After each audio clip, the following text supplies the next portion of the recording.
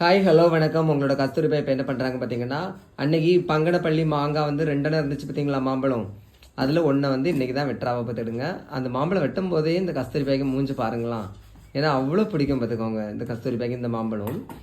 இந்த மாம்பழத்தை என்னென்னா ஒரு சின்ன சதை கூட வேஸ்ட் ஆகாது பார்த்துக்கிடுங்க. இப்போ பாருங்களா, வெட்டி முடிச்சதுக்கப்புறம் அந்த மாங்கொட்டையை பாருங்கள்.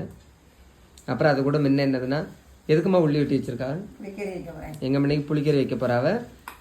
புளிக்கறி வைக்கிறதுக்கு ஃபஸ்ட்டு உள்ளி என்னதான் சின்ன சின்னதாக வெட்டிக்கிடணும். இப்போதில் அந்த மாங்கொட்டையை பாருங்களா,